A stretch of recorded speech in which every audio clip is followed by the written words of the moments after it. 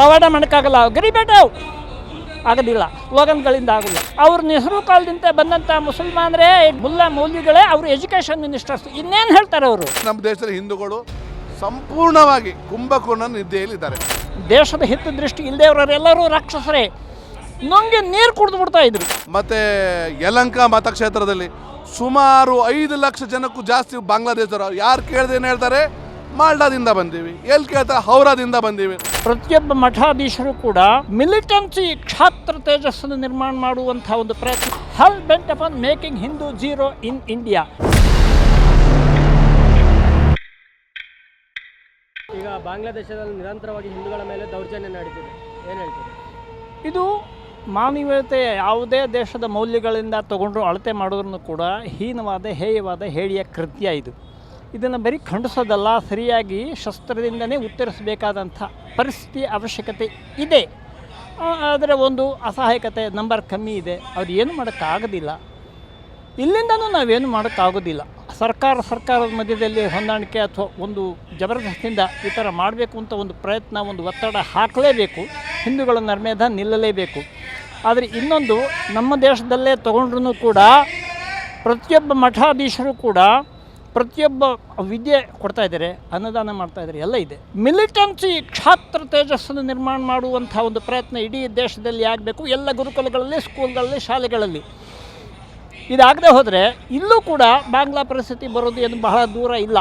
You know very well, you are well aware that the present things are directing coming towards the same that Hindu will be vanished, not a single Hindu will be remaining. ಪಾಕಿಸ್ತಾನದಲ್ಲಿ ಏನಾಗಿದೆ, ಬಾಂಗ್ಲಾದೇಶದಲ್ಲಿ, ಅಫ್ಘಾನಿಸ್ತಾನದಲ್ಲಿ ಏನಾಗಿದೆ, ಇರಾನ್ನಲ್ಲಿ ಏನಾಗಿದೆ, European countries ಏನಾಗ್ತಾ ಇದೆ ಎಲ್ಲ ನೋಡ್ತಾ ಬಂದರೆ the days are not far, we will also become zero and they are hell bent upon making Hindu zero in India. ಇದರಲ್ಲೂ ಕೂಡ ಬಾಂಗ್ಲಾದೇಶದ್ದು ನಿಜ. ನಮ್ಮಲ್ಲೇ ನಾವು ಹಿಂದೂಗಳು ಪ್ರತಿಯೊಬ್ಬರು ಎಚ್ಚರಗೊಳ್ಳಬೇಕು. ಸರ್ಕಾರ ಅಂತೂ ನಿಮ್ಗೆ ಗೊತ್ತೇ ಇದೆ.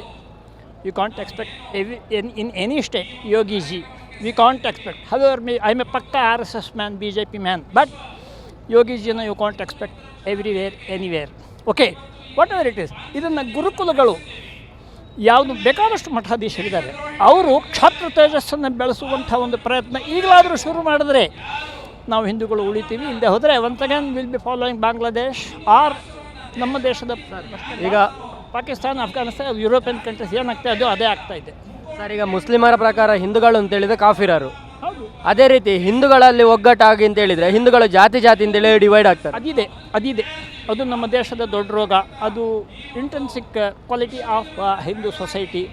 ಇದರ ಬಗ್ಗೆ ಎಷ್ಟು ಮಾತಾಡಿದ್ರು ಕಮ್ಮಿ. ಆದರೂ ಒಂದಿದೆ, 1925ನಲ್ಲಿ ಕೇಶವ್ ಬಲರಾಮ್ ಹೆಡ್ಗೇವಾರ್ ಸಂಘ ಶುರು ಮಾಡಿ ಇವತ್ತಿಗೆ 100ನೇ ವರ್ಷ. ಬದಲಾಗಿಲ್ವಾ ಸಮಾಜ? ಇವತ್ತು ಯೋಚನೆ ಮಾಡಿ, but for Modi what would have been the ಹಾಲತ್ ಆಫ್ ದಿಸ್ ಕಂಟ್ರಿ?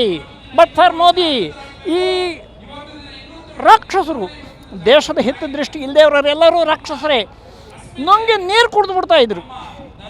ಭ್ರಷ್ಟಾಚಾರನೇ ಮೂಲ ಕಾರಣ. ನಿಮ್ಗೆ ಗೊತ್ತು ಯಾವ ಪಾರ್ಟಿ ಎಷ್ಟು ಭ್ರಷ್ಟ ಅಂತ.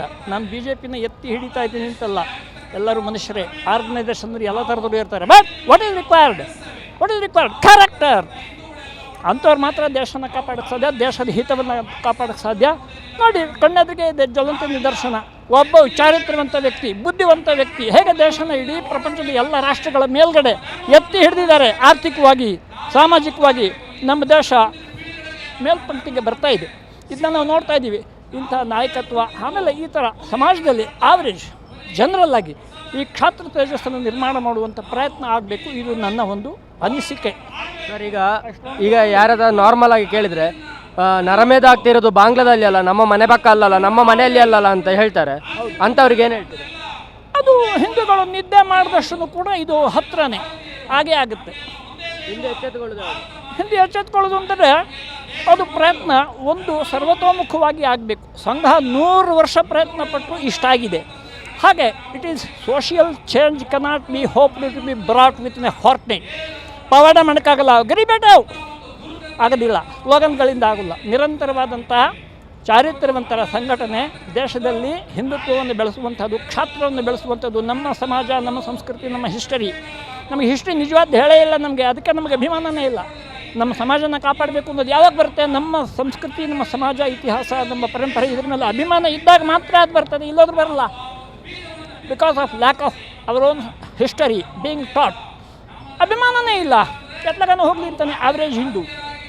ಅದಕ್ಕೆ ಈ ಒಂದು ಪ್ರಯತ್ನಗಳು ಪಾಸಿಟಿವ್ ಲೈನ್ನಲ್ಲಿ to organise Hindu beyond caste and casteism ಮಾಡಬೇಕಾದಂಥ ಪ್ರಯತ್ನ ಅವಶ್ಯಕತೆ ತುಂಬ ಇದೆ, ಮೊದಲಂದಿಗಿಂತ ಇವತ್ತು ತುಂಬ ಇದೆ. ಸರಿ, ಈಗ ನಮ್ಮ ದೇಶದ ಬಗ್ಗೆ ಅಭಿಮಾನ, ಹಿಂದೂಗಳ ಬಗ್ಗೆ ಅಭಿಮಾನ, ನಮ್ಮ ಸ್ವಾತಂತ್ರ್ಯ ಹೋರಾಟಗಾರರ ಬಗ್ಗೆ ಅಭಿಮಾನ ಬರಬೇಕು ಅಂತ ಹೇಳಿದರೆ ಚಿಕ್ಕ ವಯಸ್ಸಿನಿಂದಲೇ ವಿದ್ಯಾರ್ಥಿಗಳಿಗೆ ಅದರ ಬಗ್ಗೆ ನಾಲೆಜ್ ಬರಬೇಕು. ಆದರೆ ವಿದ್ಯಾರ್ಥಿಗಳಿಗೆ ಸಿಗುವಂಥ ಪುಸ್ತಕದಲ್ಲಿ ಮೊಘಲರ ಆಡಳಿತ, ಟಿಪ್ಪು ಸುಲ್ತಾನ ಆಡಳಿತ ಮಾತ್ರ ಇದೆ. ಛತ್ರಪತಿ ಶಿವಾಜಿ ಮಹಾರಾಜ ಆಗಿರ್ಬೋದು, ಲಾಲಾ ಲಜಪತ್ ರಾಯ್, ಬಾಲ್ ಗಂಗಾಧರ್ ತಿಲಕ್, ಬಿಪಿನ್ ಚಂದ್ರಪಾಲ್, ಇವರದೆಲ್ಲ ಅರ್ಧ ಪುಟಗಳಿದೆ. ವಿದ್ಯಾರ್ಥಿಗಳಿಗೆ ಮತ್ತೆ ನಾಲೆಜ್ ಬರೋದು ಯಾವಾಗ ಸರ್? ನಿಜವಾಗ್ಲೂ ಹೇಳಬೇಕು ಅಂದರೆ ನೆಹರುವಿಂದ ಶುರುವಾಯಿತು. ಆಕ್ಸಿಡೆಂಟಿಯಲಿ ಹಿಂದೂ ಅಂತ ಹೇಳ್ತಾನೆ, ಅವನು ಹಿಂದೂನೂ ಅಲ್ಲ, ಅವನು ಅದು ಬೇರೆ ವಿಷಯ, ದೊಡ್ಡ ವಿಷಯ. Let me not continue to controversial issues. Okay, ಆದರೆ ಅವ್ರು ನೆಹರು ಕಾಲದಿಂದ ಬಂದಂಥ ಮುಸಲ್ಮಾನರೇ, ಮುಲ್ಲಾ ಮೌಲ್ವಿಗಳೇ ಅವರು ಎಜುಕೇಷನ್ ಮಿನಿಸ್ಟರ್ಸ್. ಇನ್ನೇನು ಹೇಳ್ತಾರೆ ಅವರು? ಇನ್ನೇನು ಹೇಳ್ತಾರೆ? ಔರಂಗಜೇಬನ್ನೇ ರಾಜ ಅಂತಾರೆ, ಅವನ್ನ ಅಗ್ರಾಂಡೈಸ್ ಮಾಡ್ತಾರೆ. ಅದನ್ನೇ ನಮಗೂ ಇಟ್ಟರು, ಇವತ್ತು ಕೂಡ ಅದೇ ಕಂಟಿನ್ಯೂ ಆಗ್ತಾ ಇದೆ.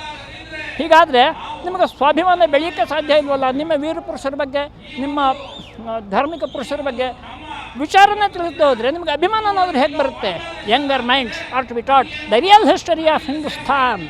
ಇದೇ ಬೇಕಾದಷ್ಟಿದೆ. ಅದನ್ನ ಸಬ್ಮರ್ಜ್ ಮಾಡಿ ನೆಹರೂಯನ್ ರೂಲ್ ನಾಶ ಮಾಡಿಬಿಟ್ಟಿದೆ ಹಿಂದೂ ಸೈಕಾಲಜಿನ. ಯಂಗ್ ಸ್ಟರ್ಸ್ನಲ್ಲಿ ನೀವು ಹೇಳಿದ್ದು ಕರೆಕ್ಟ್. ಯಂಗ್ ಮೈಂಡ್ಸಲ್ಲಿ ಇದನ್ನು ನಾವು ಹೇಳಬೇಕು. ಆವಾಗ ಒಂದು ದೇಶದಲ್ಲಿ ಆವ್ರೇಜಾಗಿ ಎಲ್ಲ ಹಿಂದೂಗಳು ಅಭಿಮಾನ ಪಡ್ತಾರೆ. ಆವಾಗ ಯಾವುದಕ್ಕಾಗಿ ನಾವು ದೇಶಕ್ಕೆ ಬದುಕಬೇಕು, ಯಾವುದಕ್ಕಾಗಿ ಹೋರಾಡಬೇಕು ಅಂದರೆ ಅವ್ರಿಗೆ ಕೆಚ್ಚು ಬರ್ತದೆ, ಶೌರ್ಯ ಬರ್ತದೆ. ಅಲ್ಲೂ ಕೂಡ ಮಿಲಿಟೆನ್ಸಿ ಶುಡ್ ಬಿ ಟ್ರೈನ್ಡ್. ಅವರಲ್ಲಿ ನೋಡಿ ರಕ್ತನೇ ತೋರಿಸ್ತಾರೆ ಅವರು. ಕಲ್ಲೋದು, ಕಡಿಯೋದು, ದಾನ ಇರ್ಬೋದು, ಮನುಷ್ಯ ಇರ್ಬೋದು, ದೇ ಹ್ಯಾವ್ ನೋ ಡಿಫ್ರೆನ್ಸ್. ಬರೀ ಕ್ರೌರ್ಯನೇ ಹೇಳ್ತಾರೆ. ಒಂದು ವಿಷಯ ವಿನ್ಸ್ಟನ್ ಚರ್ಚಿಲ್ ಹೇಳಿದ್ದ,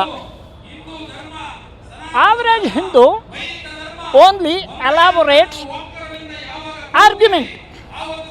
ಓ ಇದು ಹೀಗಾಗಬಾರ್ದು, ಅನ್ಯಾಯ ಅದು ಮಾತಾಡ್ತಾನೆ, ಉದ್ದ ಮಾತಾಡ್ತಾನೆ. But a Muslim will sharpen the swords. ಅವನು ಹೊಡೆಯೋದೇ ಕಲಿತ, ಅವ್ರು ಬೇರೆ ಇಲ್ಲದೇ ಇಲ್ಲ, ಬೇರೆ ವಿದ್ಯೆ ಬೇಕಾಗಿಲ್ಲ, ಡೆವಲಪ್ಮೆಂಟ್ ಬೇಕಾಗಿಲ್ಲ, ಕತ್ತರಿಸೋದು. ಇದನ್ನ ಹೇಳಿ ಅವರು they are militants. They can even today overcome our powers immediately. ಅಷ್ಟು ಪವರ್ಫುಲ್. ಯಾಕಂದ್ರೆ ಪ್ರತಿಯೊಬ್ಬನೂ ಗುಂಡನೆ, ಪ್ರತಿಯೊಬ್ಬನೂ ಕಟ್ಗನೆ ಇದೆ. ಅವರಲ್ಲಿ ಟ್ರೈನಿಂಗ್ ಇದೆ. ನಮ್ಮಲ್ಲಿ ಮಿಲಿಟೆನ್ಸಿ ಇಲ್ಲ, ಜ್ಞಾನ ಇದೆ. ಆರ್ಗ್ಯೂ ಮಾಡ್ತೀವಿ, 1 ಗಂಟೆ ಆರ್ಗ್ಯೂ ಮಾಡ್ತೀವಿ. How we are good, how we are correct ಅನ್ನೋದನ್ನು ಟ್ರೈ ಟು ಸಬ್ಸ್ಟ್ಯಾನ್ಶಿಯೇಟ್. ಇಲ್ಲ, ನಮ್ಮ ಎನರ್ಜೀಸ್ ಹೋಗ್ಬಿಡ್ತದೆ. Real militancy what is required to confront the Muslim onslaught is this. ನೋಡಿ, ಇದರ ಮೂಲ ಕಾರಣ, ನಾನು ಇದರ ಆರೋಪವನ್ನು ಈ ಥರ ಹತ್ಯಾಕಾಂಡ ಆಗಲಿಕ್ಕೆ ಮೂಲ ಕಾರಣ ಯಾರು ಅಂದರೆ ಕಾಂಗ್ರೆಸ್ದವರು ಅಂತ. ಅವರು 1975ರಲ್ಲಿ ಈ ಬಂಗಾಲ ವಿಭಜನೆ ಆಗುತ್ತೆ. ಬಂಗಾಲ ವಿಭಜನೆ ಆದಾಗ 90,000 ಸೈನಿಕರು ಇಟ್ಕೊಂಡು ನಮ್ಮವರು, ಅಂದರೆ ನಮ್ಮ ಭಾರತ ದೇಶದವರು, ಅವರನ್ನು ಬಾಂಗ್ಲಾದೇಶ್ ಮಾಡಿಕೊಡುತ್ತೆ. ಅವರಿಗೆ ಆರ್ಥಿಕವಾಗಿ ಸಪೋರ್ಟ್ ಮಾಡುತ್ತೆ ಮತ್ತು ಸೈನ್ಯ ಸಪೋರ್ಟ್ ಕೊಟ್ಟು ಅವರನ್ನು ದೇಶ ವಿಭಜನೆ ಮಾಡಿ ಪೂರ್ವ ಪಾಕಿಸ್ತಾನ, ಪಶ್ಚಿಮ ಬಾಂಗ್ಲಾದೇಶ 90,000 ಸೈನಿಕರು ಇಟ್ಕೊಂಡು ನಾವು ಬೇಕಾದ್ರೆ ನೆಗೋಷಿಯೇಷನ್ ಮಾಡಿ ಹಿಂದೂಗಳಿಗೆ ಒಂದು ಸಪ್ರೇಟ್ ನೇಷನ್ ಮಾಡ್ಬೋದಾಗಿತ್ತು, ಮಾಡಲಿಲ್ಲ. ಅದಾದ ನಂತರ ಬಂದ ಎಲ್ಲ ಸರ್ಕಾರಗಳು ಅಲ್ಲೇ ಆಗುತ್ತಿರುವ ಹಿಂದೂಗಳ ಹತ್ಯಾಕಾಂಡ, ಅಂದರೆ 23% ಜನಸಂಖ್ಯೆ ಇದ್ದು ಇವತ್ತು 7% ಬಂದು ನಿಂತಿದ್ದಾರೆ ಆ ಬಾಂಗ್ಲಾದವರು, ಆ ಬಾಂಗ್ಲಾ ಹಿಂದೂಗಳು. ಅದರಲ್ಲಿ ಸುಮಾರು ಈ ನಮ್ಮ ಕರ್ನಾಟಕದಲ್ಲಿ ಒಂದು ಸಿನ್ನೂರು ಅಂತ ಒಂದು ಊರಿದೆ, ಇಲ್ಲಿ ನಮ್ಮ ರಾಯಚೂರು ಡಿಸ್ಟಿಕ್ ಹತ್ರ ಸಿನ್ನೂರು ಅಂತ ಊರಿದೆ. ಆ ಊರಲ್ಲಿ ಒಂದು ಕ್ಯಾಂಪ್ ಇದೆ. ಇವತ್ತಿಗೂ ಅಲ್ಲಿ ಆದ ಹತ್ಯಾಕಾಂಡದ ಹಿಂದೂಗಳು ಓಡಿ ಬಂದು ಇಲ್ಲಿ ಆಶ್ರಯ ಸಿಕ್ಕಿದೆ. ಅವರಿಗೆ ಮೊನ್ನೆ ನರೇಂದ್ರ ಮೋದಿಯವರು ಅವರಿಗೆ ಮೊನ್ನೆ ಪೌರತ್ವ ಕೊಟ್ಟಿದ್ದಾರೆ ಭಾರತ ದೇಶದ. ಮೊನ್ನೆ ಹೊಸ ಕಾಯ್ದೆ ಆಯ್ತಲ್ವ, ಅದರಲ್ಲಿ ಈಗ ಏನಾಗ್ತಾ ಇರೋದಂದರೆ ಹತ್ಯಾಕಾಂಡ ಆಗೋದು ತೀವ್ರವಾಗಿ ವಿರೋಧಿಸಬೇಕು. ಇಲ್ಲ ಅಂದರೆ ನಾವು ಈ ಉಗ್ರ ಪ್ರತಿಭಟನೆ ಮಾಡೋದು ಗ್ಯಾರಂಟಿ. ಈಗ ನಮ್ಮ ಇಲ್ಲಿ ಆಲ್ರೆಡಿ ಜನ ಸೇರಿದ್ದಾರೆ ಹಿಂದೂಗಳು. ಮತ್ತು ಇನ್ನೊಂದೇನೆಂದರೆ ನಮ್ಮ ದೇಶದಲ್ಲಿ ಹಿಂದೂಗಳು ಸಂಪೂರ್ಣವಾಗಿ ಕುಂಭಕೋಣ ನಿದ್ದೆಯಲ್ಲಿದ್ದಾರೆ.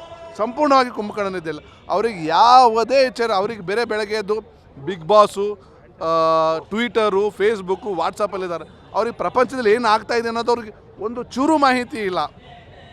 ಮತ್ತು ಇನ್ನೇನೆಂದರೆ ಈ ಥರ ನಾವು ಪ್ರತಿಭಟನೆ ಮಾಡೋದ್ರಿಂದ ಏನಿದೆ, ನಾವು ಇಸ್ರೇಲ್ ಮಾದರಿಯಲ್ಲಿಯೇ ಇದಕ್ಕೆ ಪರಿಹಾರ ಕೊಡಬೇಕು. ಇಸ್ರೇಲ್ದವ್ರು ಗೊತ್ತಾ, ಪ್ರಪಂಚದಲ್ಲಿ ಎಲ್ಲೇ ಇಸ್ರೇಲಲ್ಲಿ ಒಬ್ಬ ಇಸ್ರೇಲ್ ಯೂದಿಯನ್ನು ಹೊಡೆದ್ರೆ ಅವ್ರು 10 ಜನರನ್ನು ಕೊಲೆ ಮಾಡ್ತಾರೆ, 10 ಜನ ಹುಡುಕಿ ಹೊಡಿತಾರೆ.